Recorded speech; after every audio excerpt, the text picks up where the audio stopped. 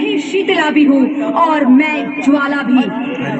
मैं ही पार्वती हूँ और मैं ही संतोषी और मैं ही हूँ अन्नपूर्णा। हाँ, ब्रह्मा जी ने हम सबको मिलाकर ही बेटी को बनाया ताकि मैं लक्ष्मी बनकर तुम्हें सुख समृद्धि दूं, मैं सरस्वती बनकर तुम्हें ज्ञान दूं, मैं पार्वती बनकर तुम्हें स्वाभिमान दूं, दुर्गा बनकर तुम्हें शक्ति दूं, काली बनकर तुम्हारे दुखों का नाश करूं, शीतला बनकर तुम्हारे जीवन में शांति लाऊं, ज्वाला बनकर तुम्हारे जीवन में रोशनी लाऊं और अन्नपूर्णा बनकर तुम्हारी जिंदगी को खुशहाल बनाऊं।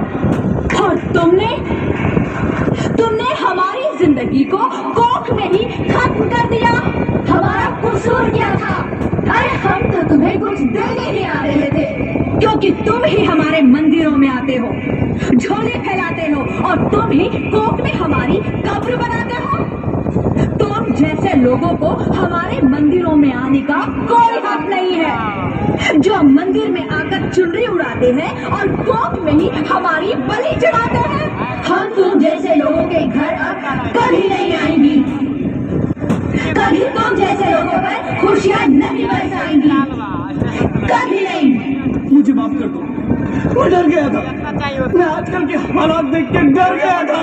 हालात को दोष मत दो मूर्ख, ये हालात भी तुम जैसे गंदी सोच के लोगों ने बनाए हैं। अगर इतना ही डर था तो अपनी माँ को क्यों नहीं मारा, अपनी बहन को क्यों नहीं मारा, अपनी बीवी को क्यों नहीं मारा, हमें क्यों मारा? डर तुम्हें लग रहा था तो तुम मरते, हमें क्यों मारा? बेटे के मुंह में, क्योंकि बेटा वंश चलाता है। अरे मूर्ख, अगर बेटा वंश है तो बेटी अंश है, अगर बेटा आन है तो बेटी गुमान है, अगर बेटा दवा है तो बेटी दुआ है, अगर बेटा गीत है तो बेटी संगीत है, और अगर बेटा भाग्य है तो बेटी भाग्य विधाता है।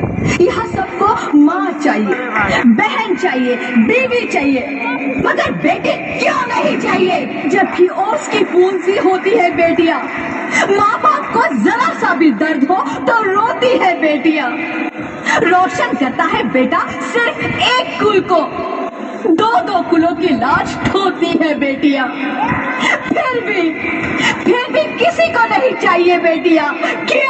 क्यों नहीं चाहिए बेटियां? है किसी के पास इस बात का जवाब? बेटियां क्यों नहीं चाहिए? हमारा क्या कसूर है?